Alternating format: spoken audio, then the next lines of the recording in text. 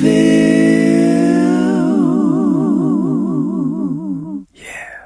Hi, I'm Dave Barnes. And I'm John McLaughlin. And welcome to Dadville. Dadville is a podcast where we talk about life, love, and the pursuit of awesome dadding. It's funny thoughts and deep talks. So please, enjoy your time here in Dadville and enjoy this episode with... Michael Weir.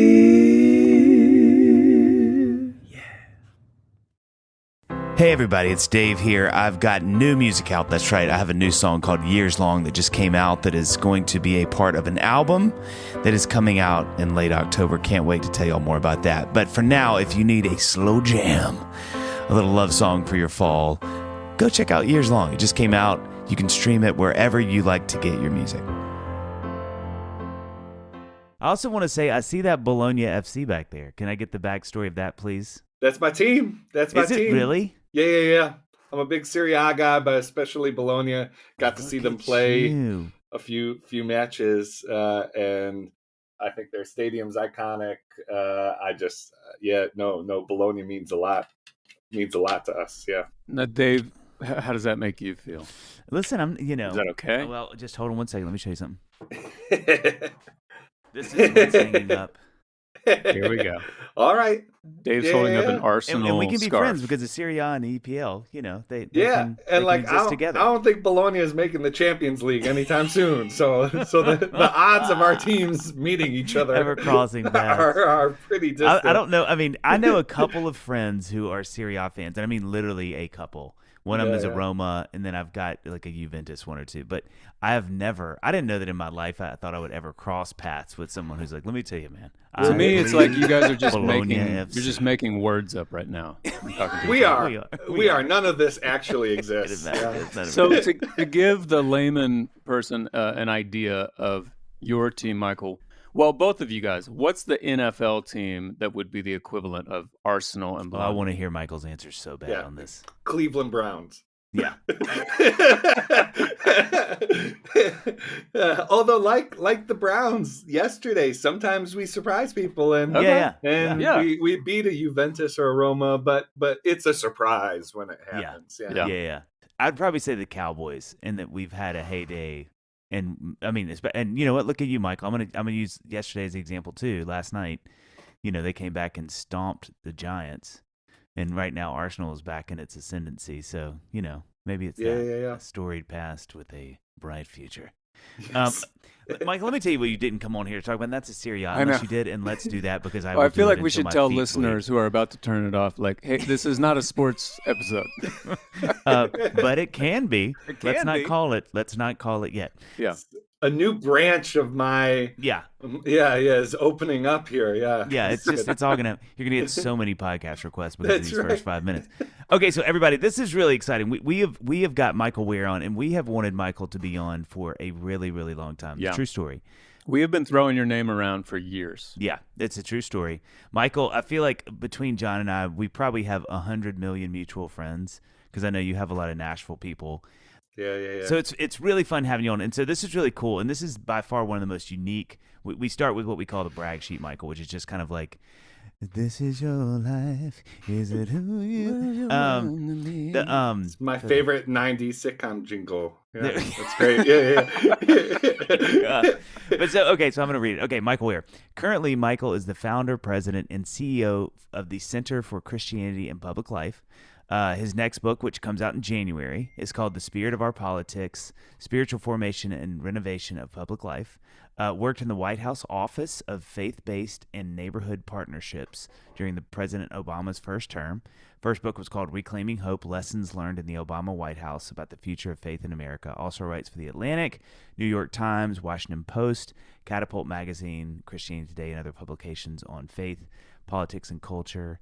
Also provides off-the-record analysis and insight into boards, organizational staff, political and religious leaders. This is really cool. Holds an honorary position at the University of Birmingham. I'm going to say Birmingham because if it was Birmingham, it'd just be Sanford. The University of Birmingham's Cadbury Center for the Public of Understanding of Religion, and has lives in Maryland, as we say down here, with $2. And you got to tell me, these are the most beautiful names ever, and I'm terrified to mispronounce them. Saoirse and Ilaria. Yeah. Look at Saoirse and Ilaria. What's the story with those names? Are those family names? So They were Saoirse, two of Bologna's most yeah, infamous players, that's right. strikers. Well, so my youngest, her middle name is Chiro, and she's named after my grandfather, but it's not a coincidence that Ciro Immobile is also a Chiro. Saoirse, we just fell in love with the name. We do have some like Irish, but really we just fell in love with the name. It means freedom. And my wife worked for the British, and so she worked with a number of Saoirses in her time, and just always loved the name. And then Ilaria, we were in Italy, and I was ordering from like a casual like fast food Italian seafood joint, and the waitress who took my order said her name, and I was like, "I'm sorry, what was that?" And like she said it again, and I walked out of the restaurant and told my wife, if we have a second girl, this is the name, and thankfully my wife agreed, and yeah, we just it's the Italian form of Hillary. Gotcha. And so it means gotcha. cheerful, and that's beautiful. Yeah. That's really, really pretty. That's great. And beats basically every other two kids' names I've ever heard before. And I love it. Right. Well, we figured after we started with Saoirse, like we couldn't go. You can't go with Becky or something. Yeah. There would be a real imbalance there. So, minimum of 3 vowels. That's on right. both That's right. And some backstory, like you need an origin story with both names at that point. You're like, this can't be like, it's my great aunt from, Kalamazoo. That's right. So, okay. So one of the reasons that we've been so excited to have you on is you work in a space that, I mean, John and I living in Nashville, playing music professionally. I mean, I just don't, for as much as I cross paths with people, I just don't cross paths with people in politics. And that's not because I purposefully don't, or like I have some beef. It's just that, it just feels like that's just not circles I'm in much.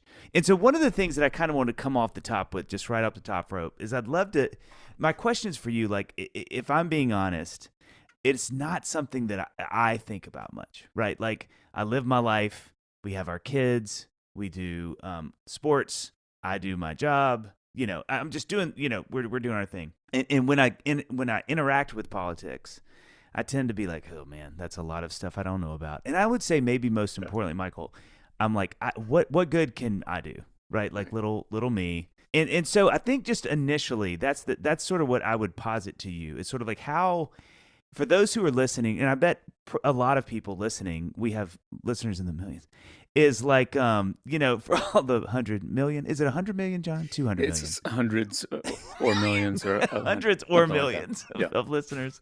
That may Can be we take a 5-minute break? I need to gird myself. Yeah, this is. Get ready, because you're going to be accountable for what you say. It could change nations. It's just like, what would you say to people like me? And again, who I imagine a lot of listeners are, who just don't even really think about this. It's just like, it's too far. It's too much to do. It's like, and again, what good can I do with that? Like, what would you say to that? Yeah. So as a citizen in this country, you do not choose to have political influence. You already have it. And you are already making choices about how to steward that responsibility. Now, right? Like, we should right size that. Every citizen has responsibility, but because we live in such a huge nation and people have different callings, that responsibility, you don't bear all the responsibility for how everything goes, especially not how everything turns out. But I would encourage folks to think about the fact that as there are so many areas of our lives in which we do dedicate and choose to dedicate a portion of our time, our attention, our resources, for which that's responsibility that we choose ourselves. But our civic life is one where, just by the fact of being here, we have that responsibility. Politics, I know politics has become about so much more than what it should be, right? Like, when you think about, well, what is politics? Like, you're self-governance is like at best like eighth on the list. You think, well, we're like a bunch of people argue about esoteric sort of things that no one really knows anything about, and you could go down the list. It's why we can't keep a Thanksgiving dinner Yeah, together, yeah, yeah. like all Yes. those kinds of things. But at its heart, and what politics is supposed to be about, is just like how we organize the lives and the governance of our communities. And so if we care about our neighbors, if we will the good for our neighbors, and our own families and the institutions in which so you mentioned sports, you mentioned your family, you mentioned schools. Well, all those things are affected by political decisions. They're not entirely Mm-hmm. determined by them, but they're affected by them. So we have a responsibility there. So that would be the base level argument, that political decisions affect the well-being of our neighbors, the communities in which we play a role. And so to dedicate some portion of our attention and our resources is a way to be faithful with the influence that we've been given. Yeah. So Dave, I feel like maybe there are, if we can generalize listeners into maybe two categories. Dave, you're talking about the people who maybe just don't think about it much. And then maybe there's another category of people who think about it but just get overwhelmed because it seems like, to be an informed voter, it'd be a full-time job. Like if you go to the ballot and you're looking at all these issues, aside from the people that you want to know a little bit about each person, and you want to think locally as well as federally, all that kind of stuff. Yeah. It's so overwhelming. I feel like a lot of times when we're having discussions or arguments or whatever, a lot of times we're citing the headlines of the articles we didn't read. You know what I mean? Yeah. Which is all understandable, because Yes. we don't work in politics. We all have got kids and lives and all that kind of stuff. Is there are there one or two pieces of advice that you would have for listeners like that who want to like have some kind of manageable way to educate themselves? Yeah. So the first is like, right, like not even like there's a reason why we have why like Congress has committees, and it's because the members on those committees are supposed to focus on those issues, and they typically don't know definitely as much, and sometimes not much at all, about other areas of interest. So even elected officials, where that's their job, have Yeah. specialization and areas of focus. And if there are votes that they need to take that implicate a whole bunch of issues, but their passion is one slice of it, they will often weight that thing that they care about heavier, even if sort of that isn't a reflection of reality.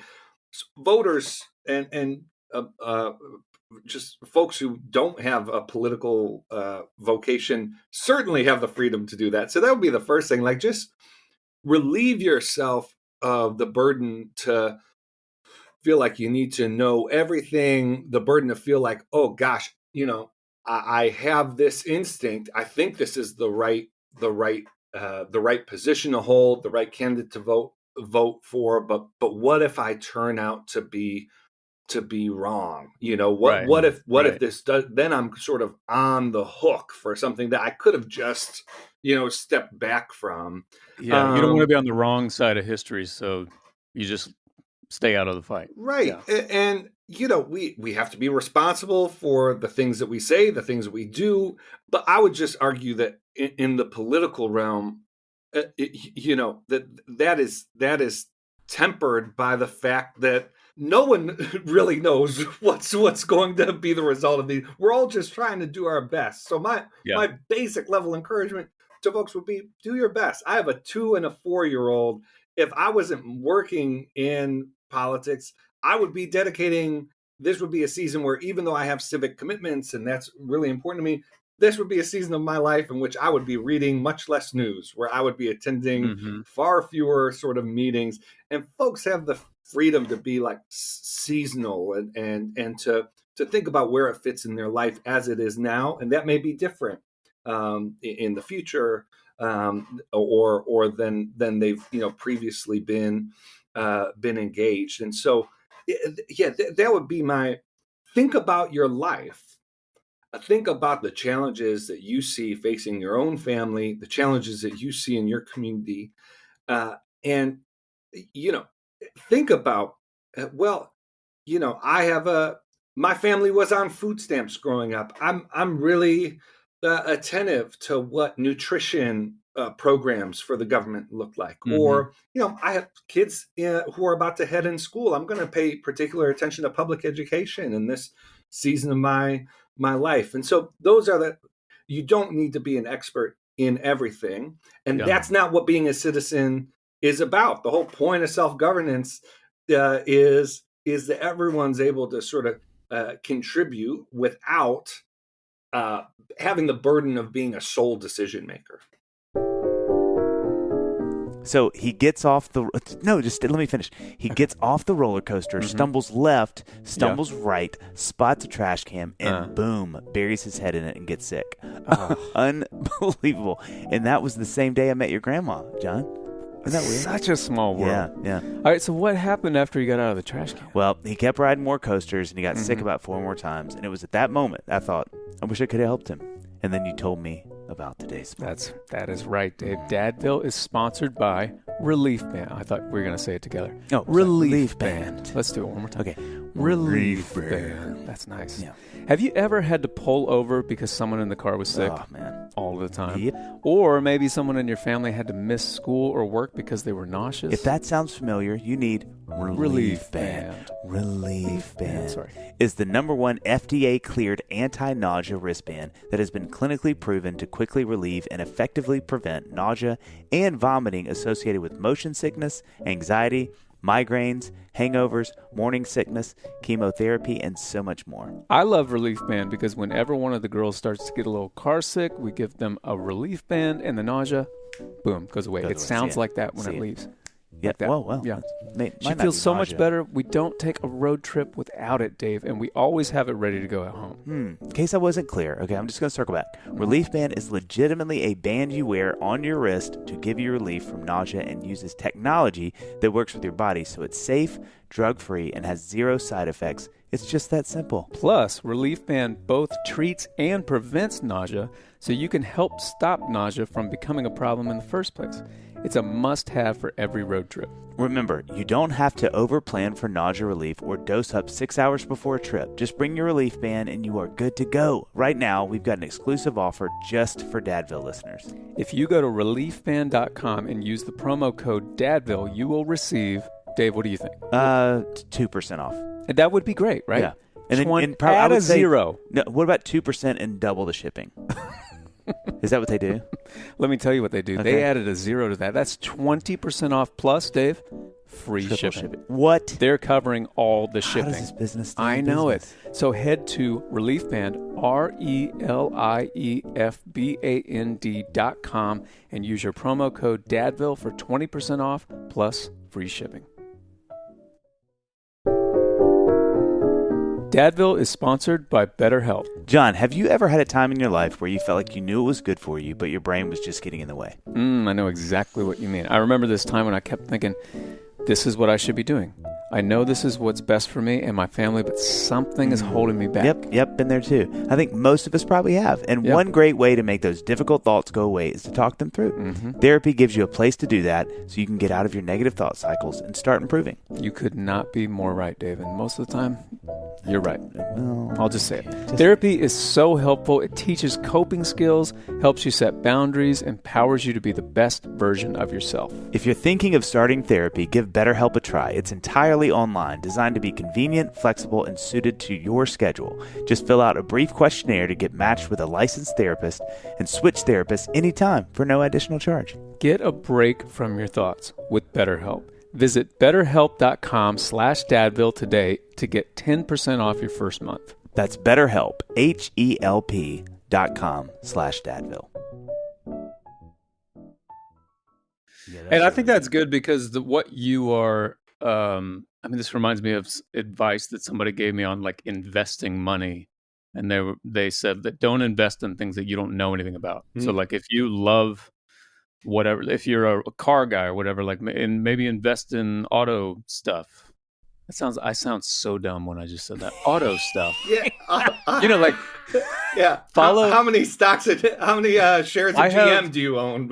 so many auto stuff.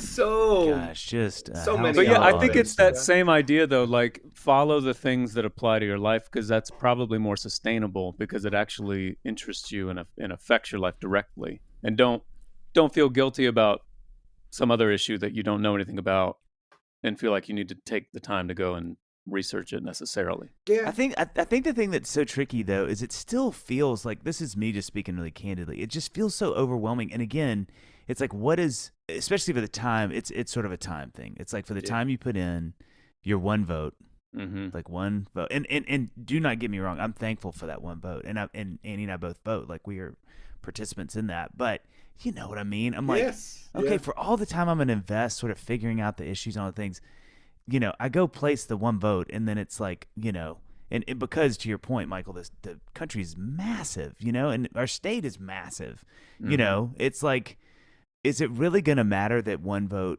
you know, like that one that I even vote, but two that I vote in some, you know, certain capacity? And I mean, it does it somewhat become more of a ideological stance, you know, where you're just kind of like, it's just good to do it, so you should do it? Or do you feel like these things still really matter in a country that's this enormous? You know, a couple layers to that. So yes, it does still matter. You know, we still have, especially at the local level, you know, elections are decided by 80 votes, you know, a couple hundred votes. So the act of voting does matter.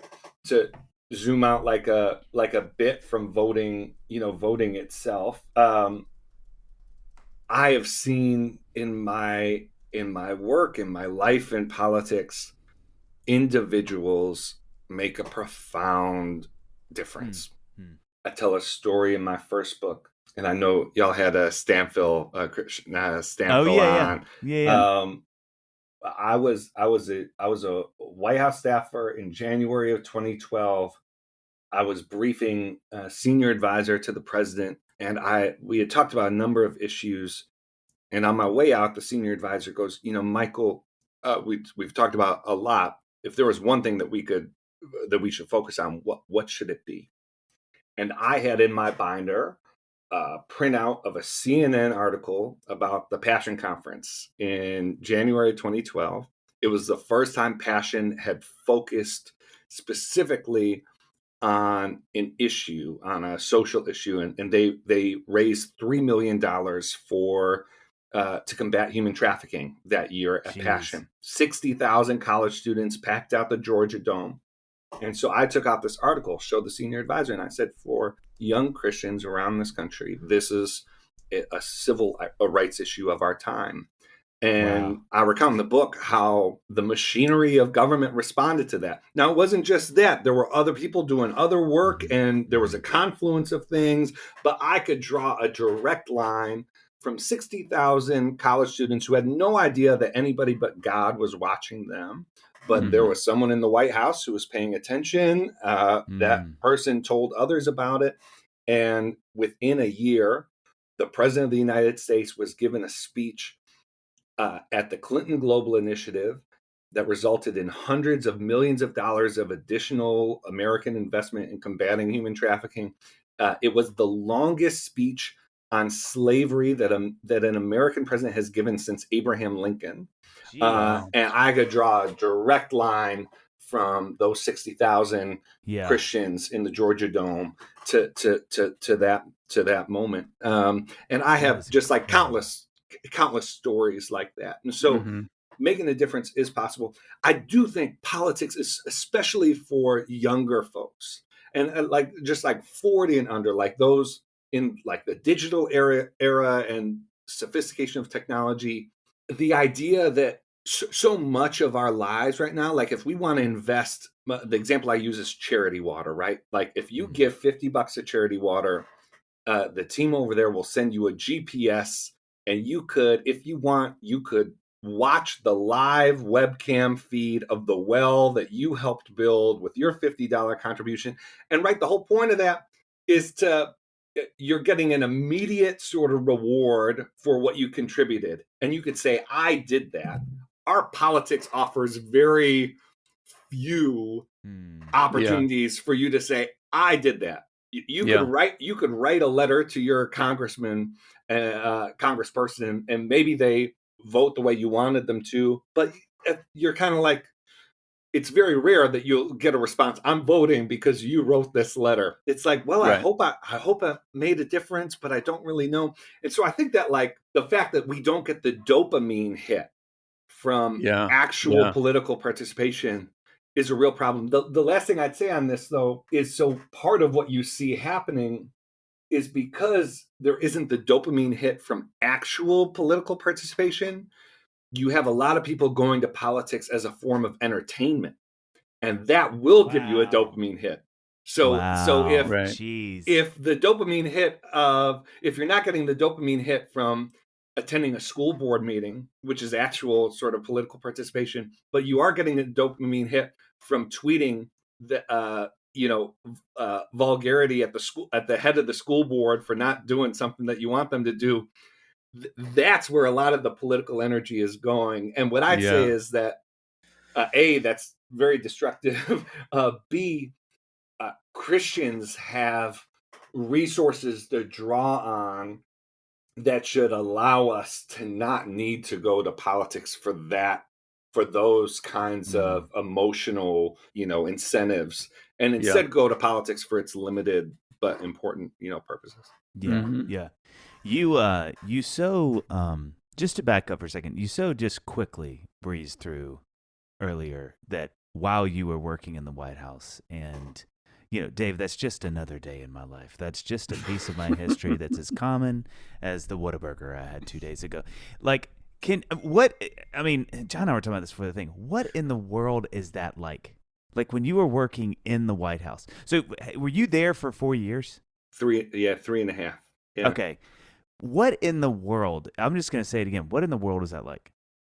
Well, it was an incredible honor. I think a lot of people expect, like you saw how the sausage was made. You must have stories to tell about, leaders not being who they said they were. And I think it was, so I was helped by the fact I was in the faith-based office.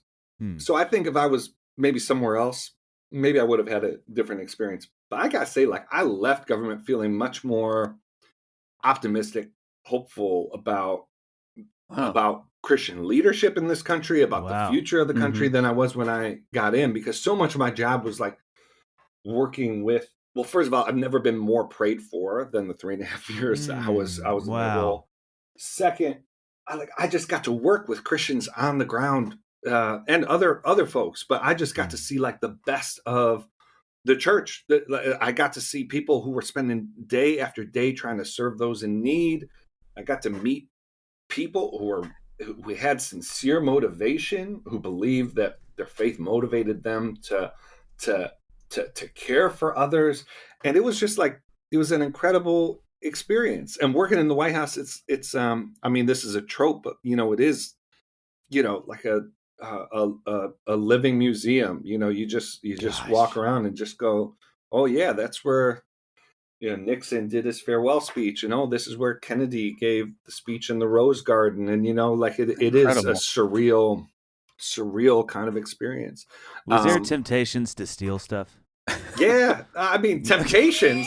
Let me show you my China collection. Yeah. I was able to make it out with Truman and Ford, and that is like, to John's reaction too. I'm like, I just can't imagine when you're in a place with the history that has, where like every nook and cranny has some significance, has some piece of history. Yeah.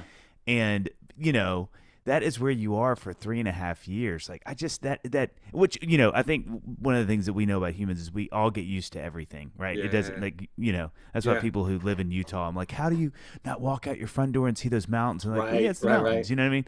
But still, to be there for such a short time has to inform some sense of like wherewithal, because there's a time, from how Yes. long you're going to be in there. Do you have any, like, is there any moment from that was just like, oh my gosh, it's the coolest thing in the world, like Bono Oh. just like peed where Gerald Ford peed?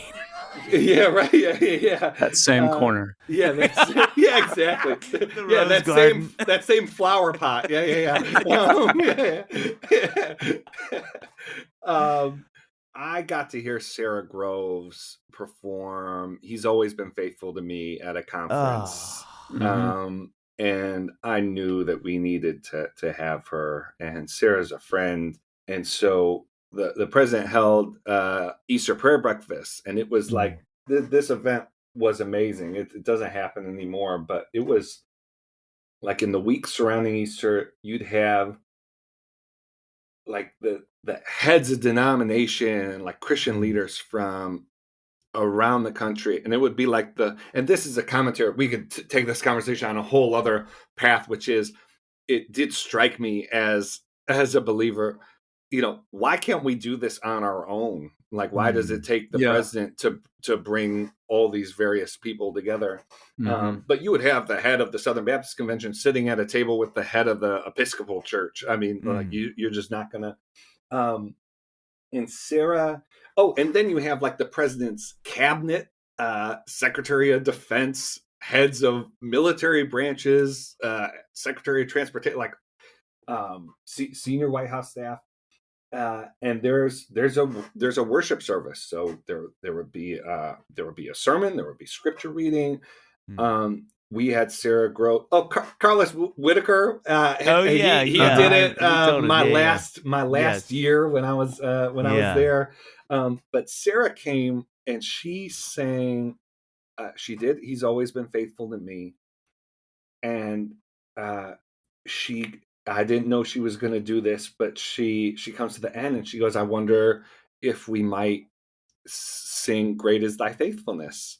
And it takes some real like fortitude to just call like an audible like that in a setting like that. But Sarah felt led, and everyone stood up, and you see, like, again, like Secretary of Defense with like some like uh, Quaker leader, like whatever. Like, you just look around the room and 180 people are singing "Great is Thy Faithfulness" in the East Room of the White House. Jeez. I'll like never ever forget that, and always be grateful that Sarah sort of brought in that moment. So yeah, that's cool. Yeah.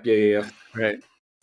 It'd be funny if you were like, she called an audible, let's sing "Great is Thy Faithfulness." She was immediately tackled by 7 Yes, that's right. service agents. Yeah, she twitches. Yeah, if you see her twitch, she got that taser. Yeah. But she's now got 2 more notes on a range at the top, which is really worth all of it. Okay. So I have a question bolded here in my notes, because I told Dave if I only had time to ask one question, this is it. It's kind of I thought it was 2 questions. As I'm skimming through it now, I'm like, this is kind of like a 2-part question. So it's basically, I want to talk about the separation of church and state. Yeah. Right. And you are such a unique person to talk to about this, because this is the water you swim in, and I also want to draw attention to what you said earlier, where you were talking about young people, and you said anyone 40 and younger. So I just want to make note for the record that I am in that category, and Dave is in more of the elder category. But the separation of church and state, I feel like, to me, in my short 40 years, I think that this is just a concept that I am supposed to wrestle with. I don't know, like maybe many other issues, I'm not sure if it's something where we're supposed to land on it and that's our stance, and then we stay there till we leave this earth or whatever. Yeah. And because I don't feel like we should be forcing prayer in public schools, right? And I don't want my pastor on Sunday morning to get up and in his sermon tell me who he thinks we should be voting for in the next election. But at the same time, I don't think our elected officials who are believers should leave their faith at home when they go to work. You know what I mean? Yes. And so, as someone who is founder, president, CEO of an organization called the Center for Christianity and Public Life, I'm curious what your thoughts are. This first part of the question on just the separation of church and state. Yeah.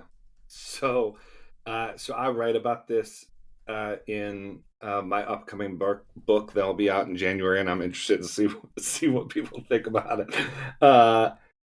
So I think the separation of church and state as a legal concept is valid, and I think that there are other situations in other contexts that, like, I don't think it's something that has to transfer to every time and context as like this ultimate ideal, but I think it's viable. I think it can be consistent with a Christian with Christian faithfulness. What I'm concerned about is the other work outside of strict legal and sort of political application that the separation of church tends to do, like the philosophical message it sends. And there are a number of stories I could tell here. Just a quick, a couple. I was sitting down with the leader in philanthropy, so not government, private philanthropy. And this philanthropic organization was doing work on poverty, on housing, on education. And I was talking about all the work that faith-based organizations do. And by the way, I wasn't working for government at the time. This is after. And I was talking through all the work that faith-based organizations and churches contribute to those kinds of issues, which are right in her wheelhouse. It's her mission. And she goes, I finish and she goes to me, Michael, it's interesting. I'm glad for that work, but because of this, the separation of church and state, we don't fund religious organizations. And I just said, referring to church and state, I said, well, which one are you?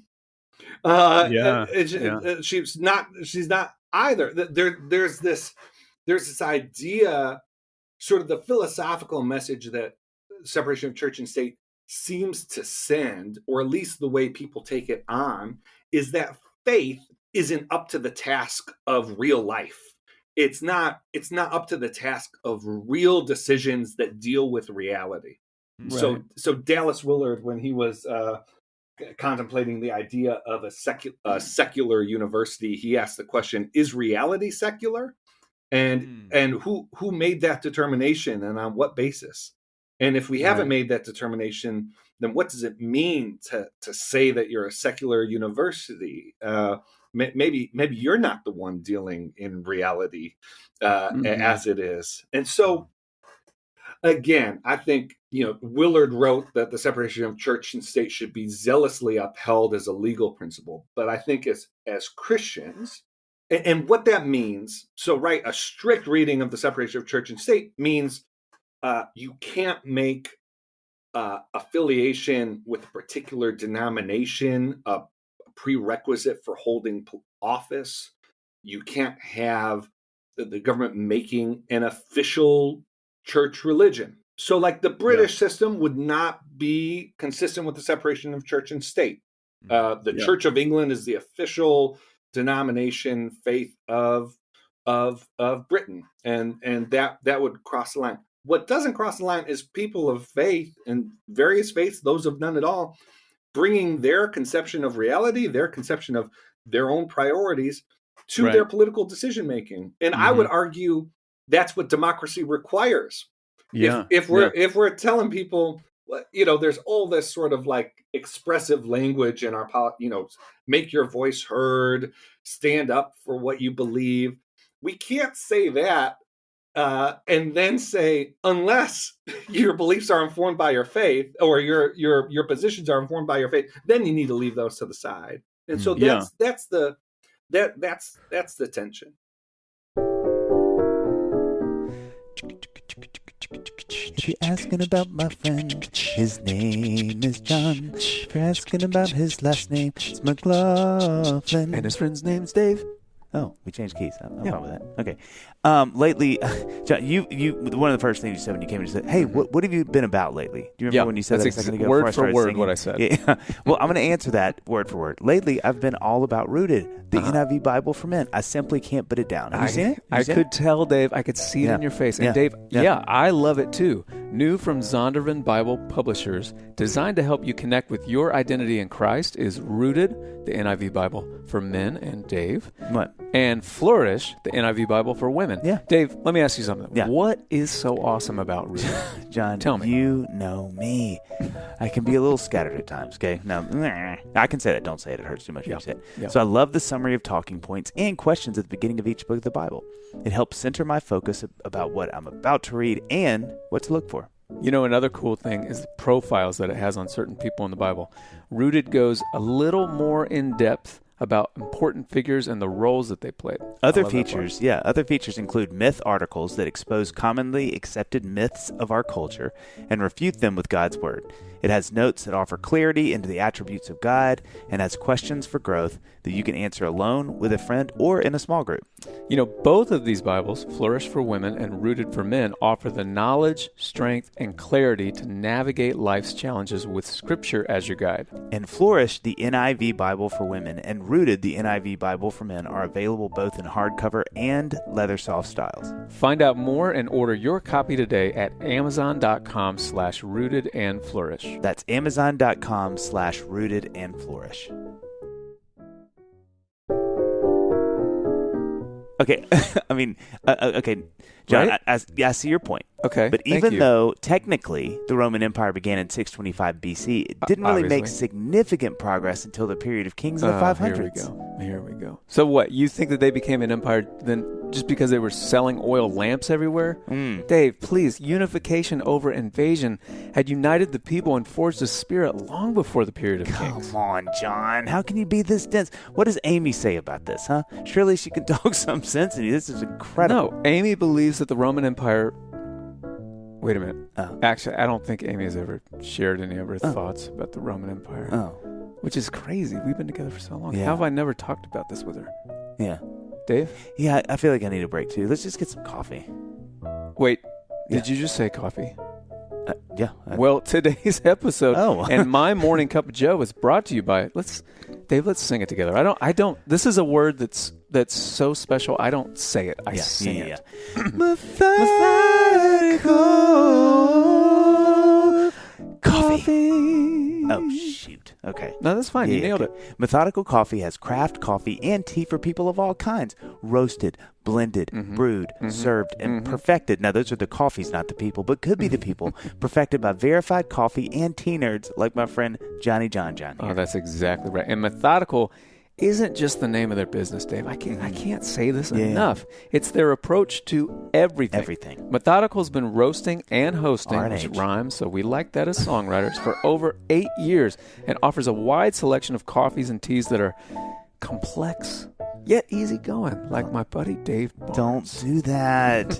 But the best of Methodical's coffees is our signature Dadville blend. Dave, the Dadville blend is the fuel that gets me going every morning. I love Dare that. I say, morning. Morning. Filled with hints of chocolate, graham, and brown sugar. And if you go to methodicalcoffee.com/Dadville, it takes you right to the Dadville signature blend. And don't forget to enter our discount code, Dadville. Visit methodicalcoffee.com for more information and use the discount code DADVILLE for 10% off your first order. That's methodicalcoffee.com and use the discount code DADVILLE.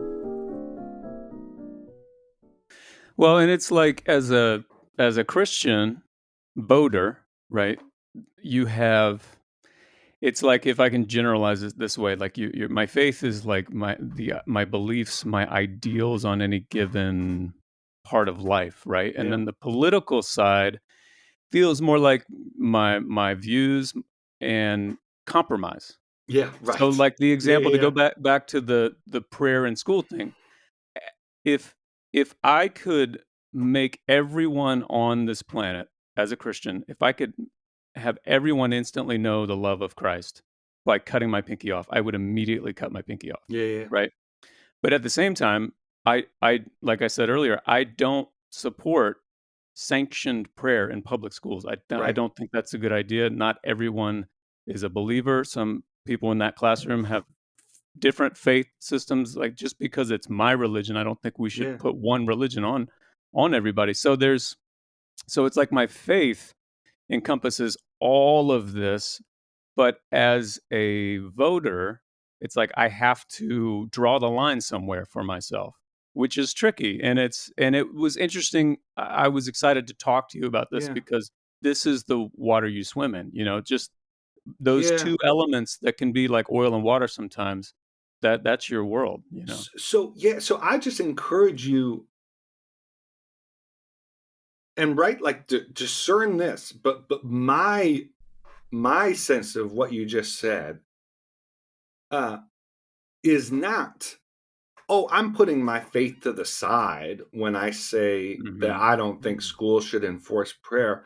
No, no, that's a faithful decision about in a particular context. Right. Right. This is how you're applying uh, uh, your your beliefs and what you think. Like, I think the idea of uh, coercion and faith is one that we don't need to go outside of scripture to resource. I think there's Hmm. significant scriptural resources for why you wouldn't force people to proclaim something they don't believe. Um, Hmm. and so that would be. Um, I think that there are many faithful ways to approach politics. I think that you could vote. I think that two Christians could vote on the opposite sides of an issue and be equally faithful. Yeah. Um, Yeah. what I am always looking for is what is the logic path that they take to get there. I'm looking for Hmm. I think Jesus would have this, but, is that really safe? Don't we really need to get practical here? And that's when I want Hmm. to, not as a political matter, but as like a pastoral matter. Like, Yeah. do you believe Jesus is Lord? Do you what else don't you trust Jesus with in your life? And what I found is, like, when people make these sorts of separations in politics, um, they're making them in their own lives. So when they face financial pressure with their home finances, they say, well, generally, Jesus would have me be honest with my accounting and with how I'm paying my taxes. But the pressure is on. And if I don't fudge the numbers a bit, I don't know if we're going to make it. So I don't know if Jesus is really up to the task of me making my life work. Right. And Yeah. so, and people make those kinds of judgments in politics all the time, and uh, it's not. Well, this is a different area of life, and we live in a pluralistic society. It's no. I just don't trust what I think Jesus would have me do in this situation, and that's the thing I'm concerned about. I'm less concerned about sort of, well, I think the minimum wage should be this, and I think it should be that. No, there's a range of faithful Christian positions on those kinds of Yeah. issues. Yeah. God, that is a that is really well articulated. It is interesting to have to hold that thing, that it's that dual thing where you're like, you really can have two amazing people of faith disagree on something, and Yeah, I think that takes a lot of maturity to have.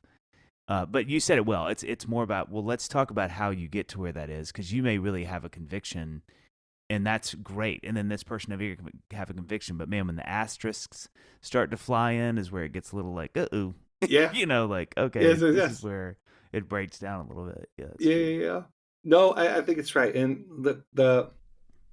um, the kind of people we are has much to do with the kind of politics that we have. And I think Christians need to be much more attentive to how and the spirit with which they're approaching their politics Hmm. than thinking that the faith is synonymous with one particular ideological approach. Yeah, Right. yeah, yeah, yeah, Um, yeah. what we have a lot of is folks justifying uh, so much, not really in the. I mean, they might invoke the faith, but really it's in the name of a policy agenda, an ideological Mm. agenda.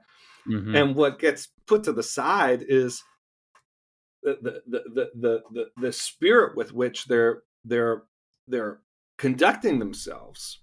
And I would rather have folks that I might disagree with prudentially, but are carrying themselves with the fruit of the Spirit, than folks who are belligerently advancing because they think the ends justify the means, some particular approach through means that actually undermine folks' confidence in their end too. Like it usually doesn't work out that well. So yeah.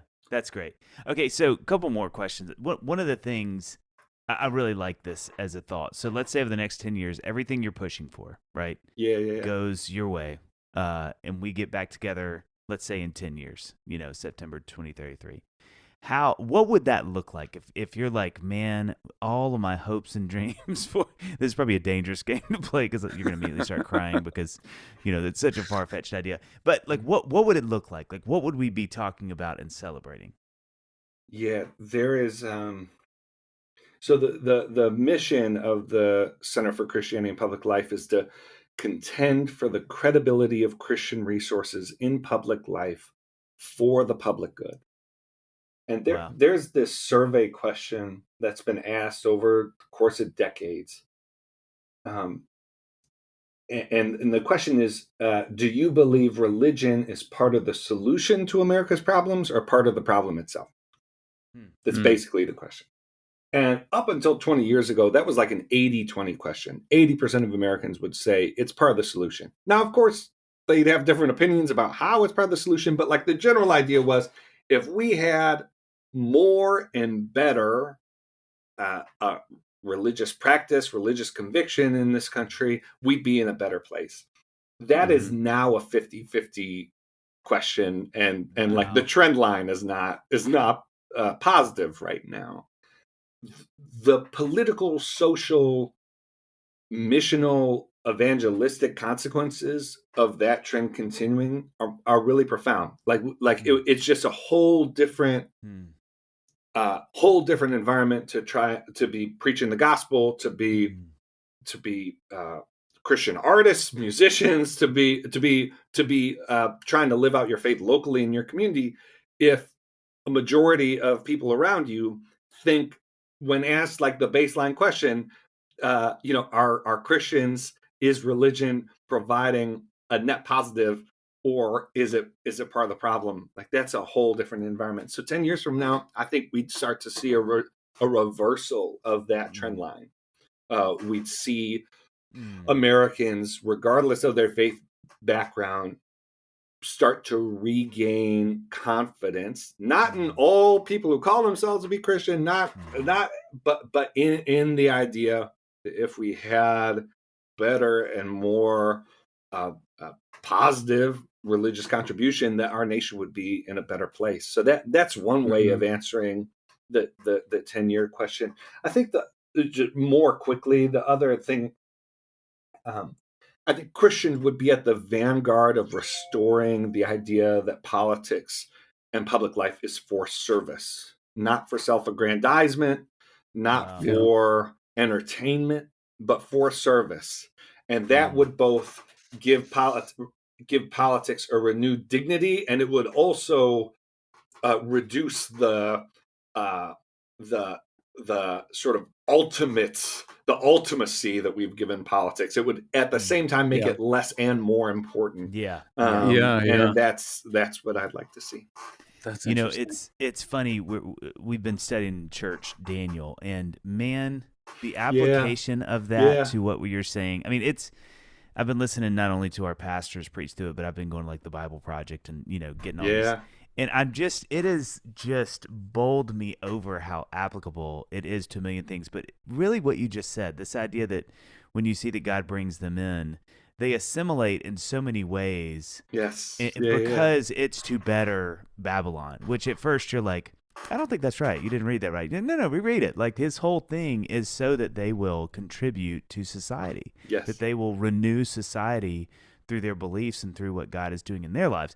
And so it's so fascinating to hear you say that, because that's exactly what's happening there. This Yeah. idea that, like, as believers we can be in but not of, which you hear a lot and gets really buzzy, but it's true. Like, we participate in politics, in school, and community, in our churches, and our private life, in a way that it renews the earth and people and communities and societies, and but still doing what we've been called to do, not in this sort of like we carry our banner in and beat the crud out of people with it, but just in these simple, beautiful ways. It just gets better because God's way is better.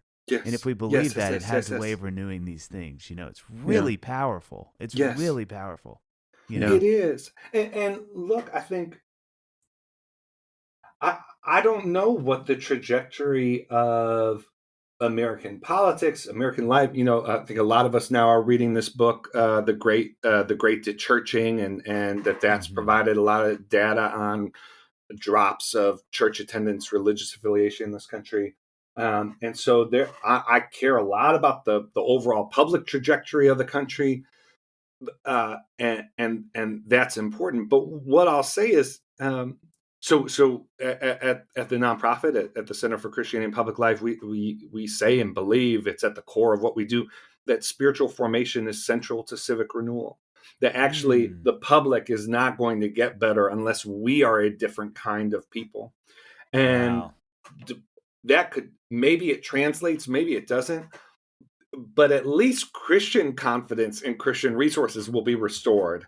Like we spend so much time looking out and saying, uh, oh, like if only people knew more scripture, and if only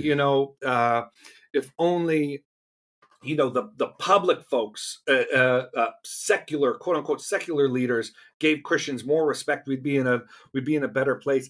But I'll just be honest, like I see a crisis of confidence in the church Yeah, that's a that great word. Christian resources hold up in public life, and Mm. if we can't address that, then how can we expect Yeah. the broader public to Mm. think about those things?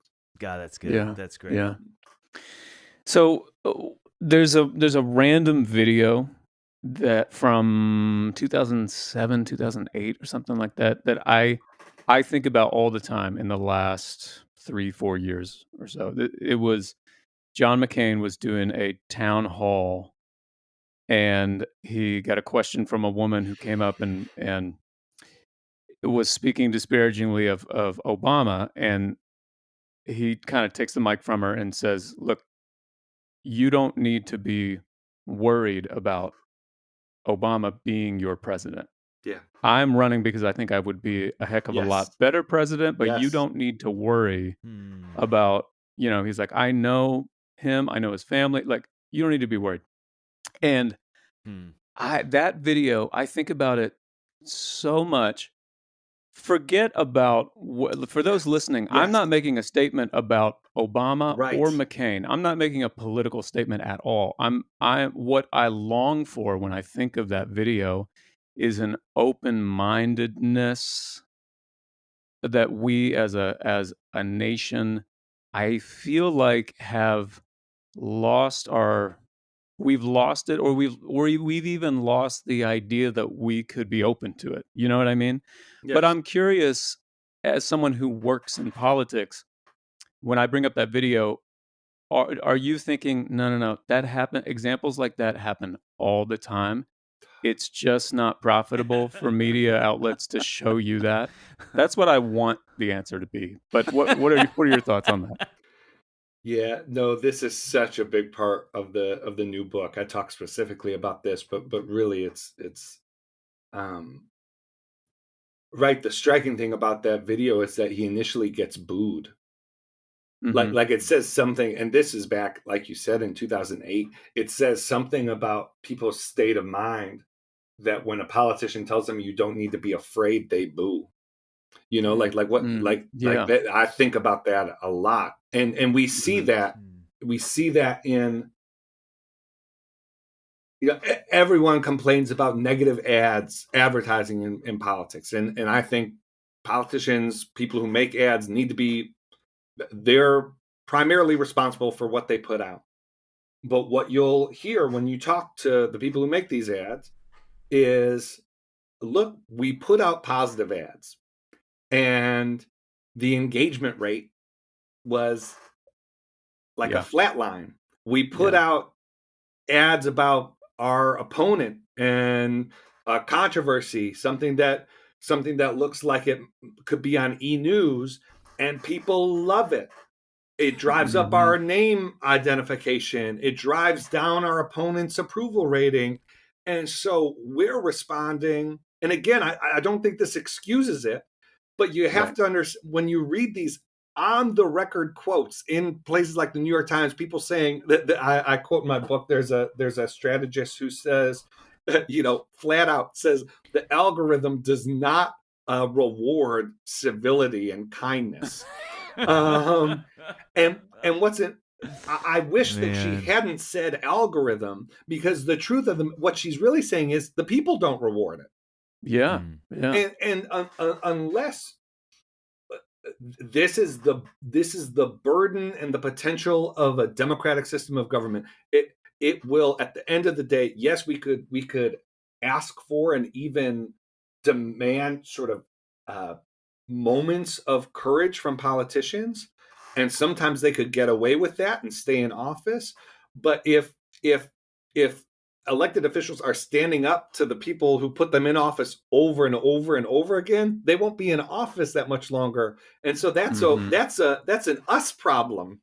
Yeah. Yeah. And so yeah, I mean, I do think there are good people serving. I do think, I mean, the depressing thing is how often you'll hear from politicians themselves say, I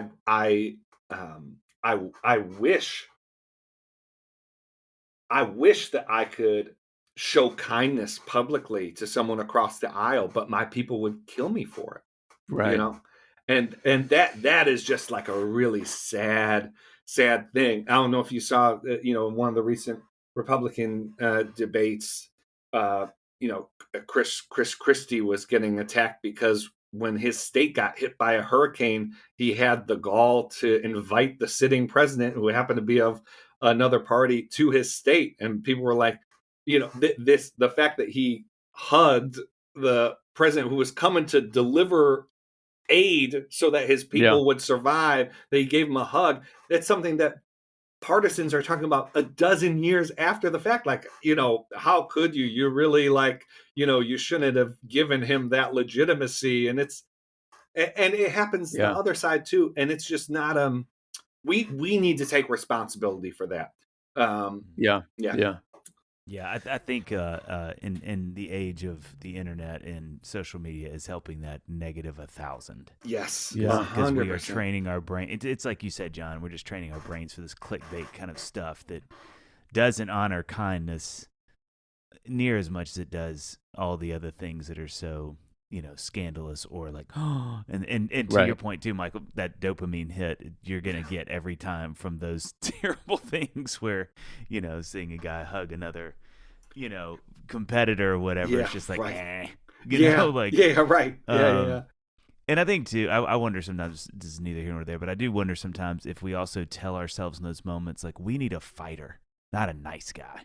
So it also gets into what we think of leadership and what qualities we believe innately leaders should have. And I think it's, like, thank God Christendom believes this, but, it's hard to convince the world like you need kindness and empathy and, hospitality and the fruit of the Spirit. Instead, you need, like, Thunder God Jones, who's going to reign from on high with all of his anger and, Thunder God Jones. So I miss him so much. I have something crazy to tell y'all, and I don't know if but I think I can make it opaque enough that I could say it without divulging.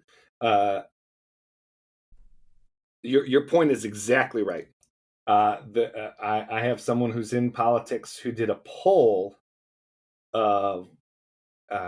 of primary voters, asking them to rank 20 qualities that they are prioritizing as they vote in the primary. The number one quality was Christian. The number 20 quality was humility. And the number 2 quality was fighter. So Christian, fighter, Wow. yeah, it's going beneath the camera. Humility. And that to me is one of the clearest pictures of our politics right now. They just want Carmen from 1987. They're like, if we could vote for Carmen, let's put Carmen. That's right. Yeah. With his sweet tan skin and curly hair. Okay, Michael, we know you have a million things to do and a million problems to solve. So we have kind of a speed round here at the end. Some of these are more frivolous and some are, but remember, this is like, we're not asking you to pontificate for millions of years. It's more just speed round to get your thoughts. Okay. So there's 4 of these. I'll do 2, John will do 2. What TV show, in your opinion, portrays politics most accurately? And we're talking of the West Wings, the Madam Secretaries. Dare we say Veep? Dare we say Parks and Rec? Yeah, Madam Secretary. I think in Really? terms of accuracy, I love that show. Oh, Yeah. okay. I love that show. All right. If everyone on Earth could read not one of your books, one of your articles, just one, what would it be? You've written a million of them, but is there one that sticks out? And then I'm going to read it aloud. Since right. I wrote this piece I love for a publication called Mere Orthodoxy.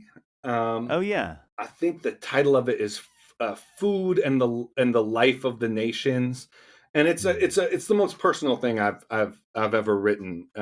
Is about some of my family background, but also talking a bit about how food and identity work in our politics by talking about Italy a bit, and I to circle. I mean, this all has to circle back to Syria and Bologna, and so that would be an article, yeah. And this is a timely question. Which is actually punny once I actually read this, but if you had to redo, I'm actually laughing thinking about this, the age requirements for political office, what would you say the age parameters should be? I'm already laughing thinking about this. Have you seen anything get memed faster in your life? I don't know that I have. I just don't know that I have. Oh gosh. Let's just only like 40 to 45. That's it. That's it. That's it. That's great. Yeah. What is the minimum age? Is it 40 or is it 40 something? So for president it's 35. I think for Senate 35? I think it's 28. I think. Oh wow. And so there aren't, and then like we have mayors in places in the country that are like 20. But there's not an upper 40 to 45 age limit, and you're out. It would be like, I feel like that you see it with Obama, you see it with the Bushes, any of the presidents. It is always mind-boggling, especially over 2 terms when they do like the entry picture, and the exit. It is like literally the weight of the world has just rested on the hair. Yes. It's just, you just see like, this is not someone who has won this victory. I mean, I wasn't exactly like, the burden of my job in the White House wasn't, I wasn't sitting in the Situation Room, making defense decisions. And even, I was there from the time I was 20 to 23. And one of the big reasons I left was burnout. So like a burned out 23-year-old, like that's a good, that's a good indication. Yeah. That is crazy.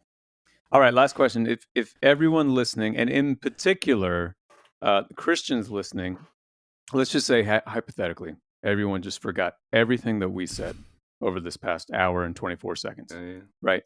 And now that you can say one phrase to them that they will retain, but only this one phrase. What would it be? Yeah, the kind of people we are has much to do with the kind of politics that we have, and so that would be the phrase. And I would urge people to think about that. You can't be responsible for how everybody else acts. Can't be responsible for what everybody else does. What you are responsible for, in cooperation with the Holy Spirit, is the kind of person that you're becoming. Come on. Wow. Wow. Mikey Ware just laying the wood on the last of this. Okay, let me remind everybody before we release you 2 books that you can go out there and read. Reclaiming Hope, Lessons Learned in the Obama White House about the Future of Faith in America. And his new book, which will be out in January 23rd, actually, exactly, is called The Spirit of Our Politics, Spiritual Formation, and the Renovation of Public Life. And then I think the appendices say something like, all the little things Dave doesn't understand. So you can go check that out at any point when that comes out. But thank you so much for being on, Michael. This is great, man. Thank It you. was great being with you. Thanks, guys.